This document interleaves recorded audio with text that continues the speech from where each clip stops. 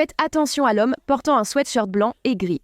Il descend du train, marche lentement, enlève sa capuche et ses lunettes de soleil. Il regarde autour de lui, se penche et sort un objet caché dans sa chaussette. Il le couvre avec un manteau qu'il vient de prendre. Et même si la gare était bondée, personne ne remarque rien.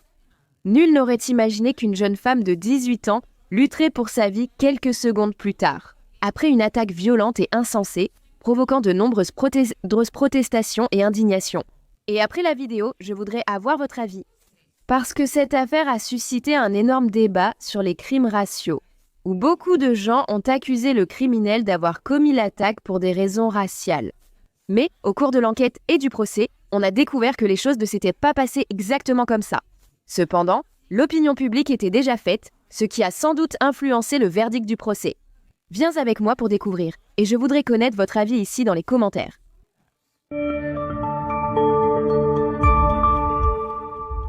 Salut mon beau peuple, je suis de Quel Monde Est et soyez les bienvenus sur la chaîne. Si vous aimez comme moi les histoires bizarres, crimes réels, théories du complot et autres curiosités étranges, n'oubliez pas de vous abonner à la chaîne, d'activer la cloche de notification pour ne rien manquer, et aimer, commenter, partager, car cela permet à la chaîne de proposer des vidéos de qualité à tous, d'accord ? Et c'est parti pour la vidéo. Découvrons la victime et le personnage principal de cette histoire. Nia Wilson était une jeune femme de 18 ans, née et élevée à Oakland, en Californie, où elle était en terminale à la Delwyn Academy. Plus jeune fille parmi 6 sœurs et 2 frères, elle était décrite comme une personne attentionnée et dévouée à sa famille. Nia était pom-pom girl de l'équipe de football de l'école et aussi une rappeuse en herbe, membre du groupe Girls in the Hood. En plus de montrer des talents en maquillage, elle rêvait d'ouvrir un studio de danse. Mais elle disait que sa vocation était grande et qu'elle voulait poursuivre une carrière dans le domaine de la justice pénale.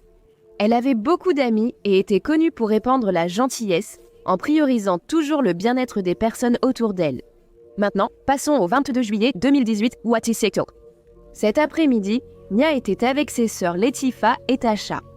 Elles avaient rendu visite à leur tante Teresa, atteinte d'un cancer depuis des années et malheureusement en phase terminale. Son cancer s'était déjà généralisé, elle était en phase terminale et la famille avait choisi de célébrer sa vie chez leur tante. Lors de la dernière réunion avant le départ de Teresa vers un monde meilleur.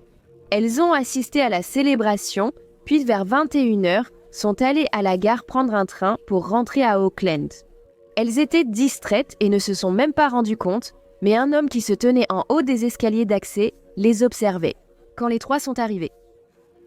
Il a continué à les regarder de loin pendant plus de 15 minutes, jusqu'à ce que le train arrive enfin. Les 3 femmes sont montées dans le train et les caméras de sécurité ont filmé l'homme entrant dans le même wagon, juste derrière elles. Latifah et Tasha se sont assises, tandis que Nia a préféré rester debout, tenant les poignées du plafond. L'homme mystérieux s'est assis à environ 3 mètres d'elle, face à Nia. Bien qu'il portait une capuche et des lunettes de soleil, on peut voir qu'il observait et filmait Nia pendant tout le trajet. Vers 9h35 du soir, les sœurs ont appelé leur père pour lui dire qu'elles arrivaient bientôt et qu'elles seraient bientôt à la maison. Les 3 femmes sont descendues à la station MacArthur pour une correspondance. L'homme se lève immédiatement et descend juste derrière elle. Alors qu'elle marche sur le quai, on voit l'homme sur les images de vidéosurveillance se pencher et prendre un couteau qu'il cache sous son manteau. 2 sœurs arrivent à bas sur l'autre ligne et attendent l'ouverture des portes du prochain train. Lorsque les portes s'ouvrent, Tasha entre la première, tandis que Nia et Latifah allaient entrer. Une femme qui se trouvait dans le train avec une poussette commence à sortir du wagon. Les 2 sœurs font un pas en arrière pour lui laisser de la place pour sortir. Nia se penche encore pour jouer avec le bébé et c'est exactement à ce moment-là, lorsque Nia se relève, que le suspect s'approche par derrière et poignarde immédiatement Nia au cou. Il poignarde la sœur aînée, Latifah, au cou, puis il essaie de la poignarder à nouveau, mais il rate le 2e coup. Avec la force de l'attaque, les 2 sont projetés à l'intérieur du wagon. Latifah regarde par-dessus son épaule gauche et voit le suspect marcher sur le quai comme si de rien n'était. On peut le voir essuyer le couteau et le ranger dans sa poche. Dès que les gens voient seulement que les 2 sont blessés, ils commencent à crier. L'homme accélère et descend les escaliers pour quitter la station. La panique commence à gagner les autres passagers, les gens commencent à crier et à courir. Il en profite et commence aussi à courir, essayant de se mêler aux autres. Il arrive jusqu'à la partie inférieure du quai et s'enfuit dans la rue. Quelques instants plus tard, à l'extérieur de la station, la caméra corporelle d'un policier enregistre l'homme en train de courir. Il montre le quai en disant que quelqu'un a été attaqué, essayant de se faire passer pour l'un des passagers, fuyant la confusion. Les policiers se précipitent pour Zodek. Plus tard, une vidéo montre le même homme à un arrêt de bus. Après être descendu du bus et avoir quitté le champ des caméras de sécurité, il disparaît. À ce moment, Nia redescend du train. Latifa appuie sur le cou de sa sœur et essaie de stopper l'hémorragie, même si elle-même saigne aussi du cou. Heureusement, la blessure de Latifa était superficielle, mais malheureusement, la situation de Nia était bien plus compliquée.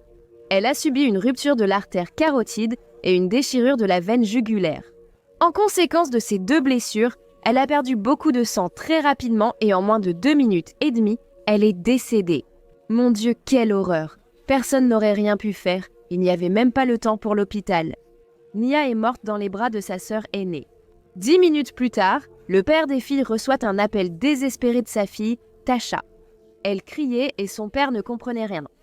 Il a seulement compris qu'elle lui demandait d'aller à la gare pour les retrouver.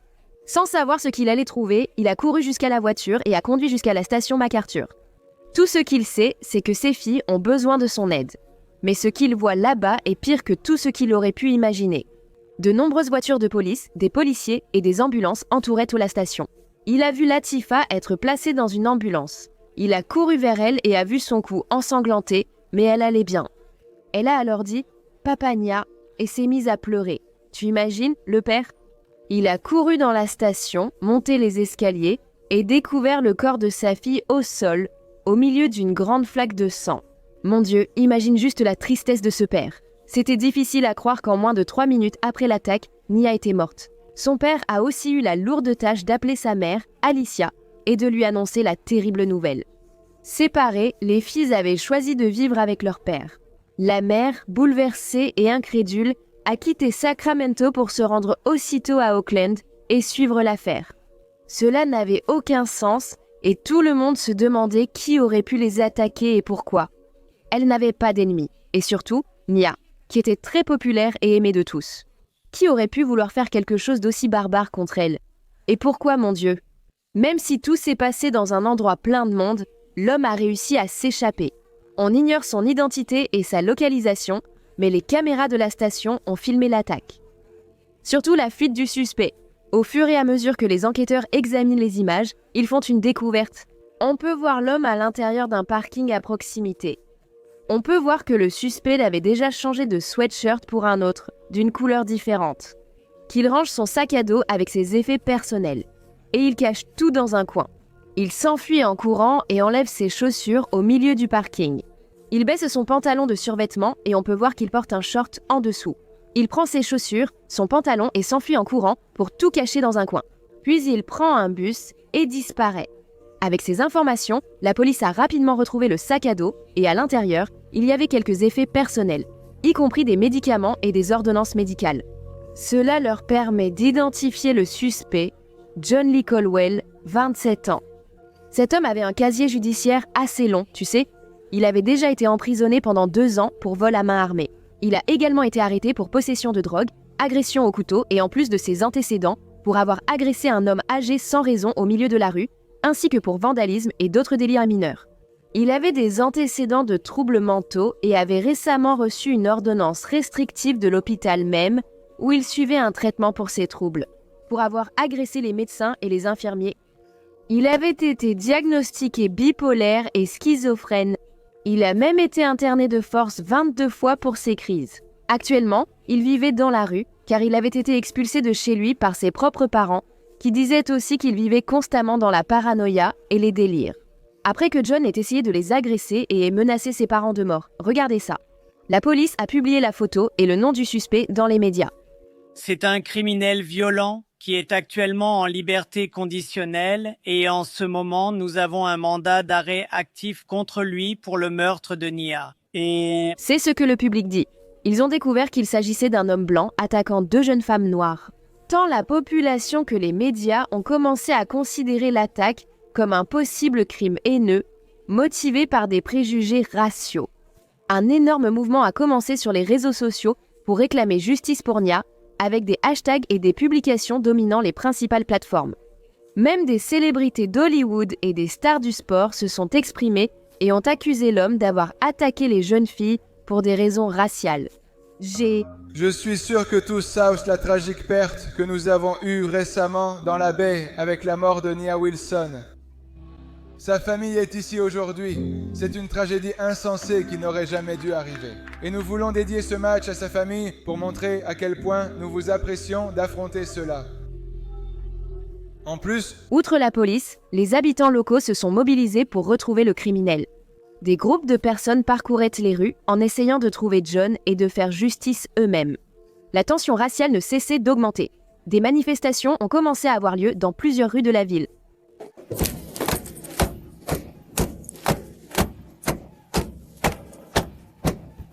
Si John n'était pas capturé, la situation empirerait. Les reportages télévision et les publications sur la NIA se multipliaient. Près de 1000 membres de la communauté se sont réunis devant la gare pour manifester en soutien à la NIA, demandant justice et rendant hommage. Même avec toute cette agitation, l'homme qui a tué Nia et tenté de tuer Latifa semblait avoir complètement disparu. Lors de la manifestation, un appel anonyme à la police a tout changé. Mais avant cela, Oya. Je voulais envoyer un bisou à Marcos, Lucia de Parati et Maria José Moura de Goiatuba. Un gros bisou pour vous. La personne à l'autre bout du fil a dit qu'elle était dans un train à ce moment précis et qu'elle avait aussi reconnu John dans le même wagon. Le train se dirigeait justement vers la station MacArthur, le lieu du crime et là où se déroulait la manifestation. La police ignore si l'homme voulait blesser quelqu'un d'autre ou ce qui se serait passé s'il était apparu à la manifestation et reconnu par la foule. Imagine seulement. Les policiers se sont précipités et ont attendu à la station MacArthur le train, espérant surprendre l'homme. Le train arrive, les portes s'ouvrent et les policiers regardent partout. Mais oh, rien, John n'était pas là, non. Cependant, à la station précédente, les agents ont également fouillé le train. Cette fois, dès l'ouverture des portes, ils se sont retrouvés face à John, debout calmement au milieu du train, comme si de rien n'était. Ou a été déconnecté.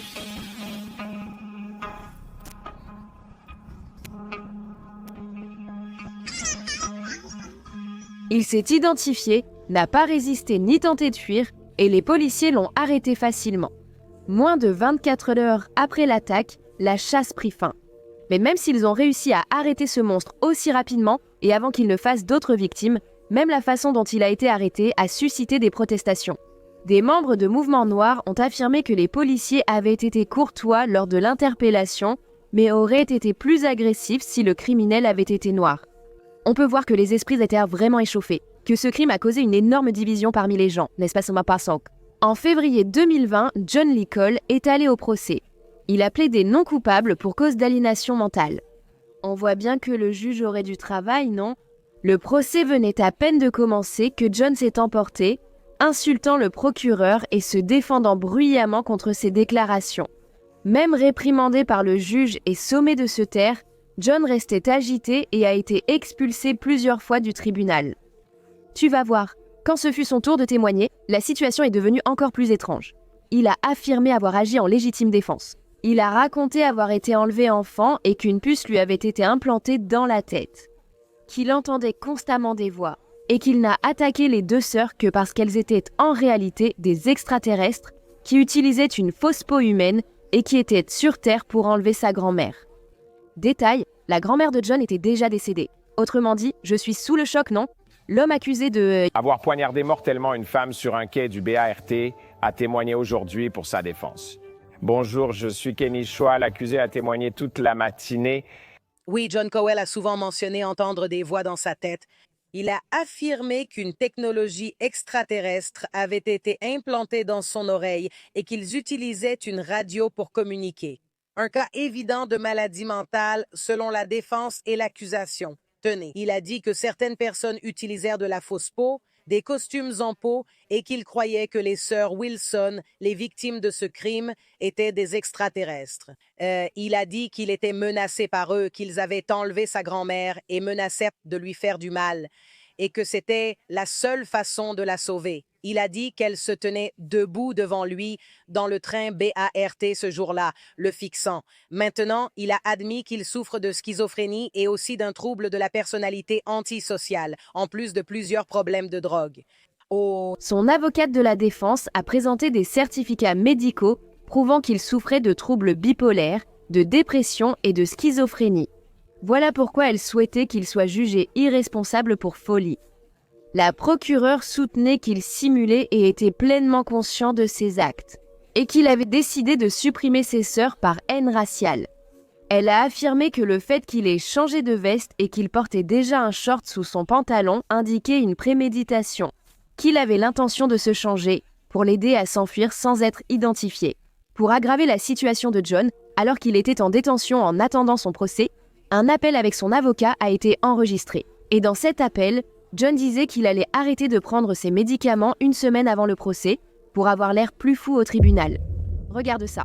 Un psychiatre a été appelé et a affirmé que, même si John souffrait vraiment de ses troubles, il arrivait très bien à les contrôler, quand il est sous traitement et qu'il est impossible de prouver s'il prenait ou non ses médicaments au moment du crime. Au final, le juge a estimé que John était conscient de ses actes et capable de distinguer le bien du mal, rendant invalide la justification d'aliénation mentale. Mais beaucoup de gens ont pensé que le juge avait peut-être ressenti une pression pour prendre cette décision, parce que John souffrait vraiment et traitait sa schizophrénie depuis presque une décennie.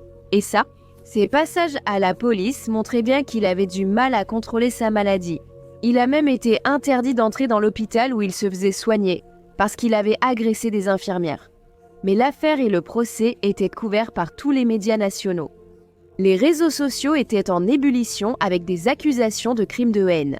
Si le juge déclarait que John était irresponsable pénalement pour cause de folie, beaucoup de gens prévoyaient que d'énormes manifestations auraient lieu dans toute la ville, peut-être même dans tout le pays. Et vous, qu'est-ce que vous en pensez ? Le 17 juillet 2020, le juge Alan Heimer, de la Cour supérieure du comté d'Alameda, a condamné John Lee à la prison à perpétuité, sans possibilité de libération conditionnelle, pour le meurtre prémédité de Nia Wilson et la tentative de meurtre de sa sœur Latifah, avec la circonstance aggravante d'embuscade. Au final, le juge l'a acquitté de l'accusation de crime raciste, car il n'a pas pu prouver qu'il avait choisi ses victimes. À cause de la couleur de peau, la famille et la communauté n'étaient pas satisfaites. Au moins, justice a été faite et il finira sa vie en prison, non ?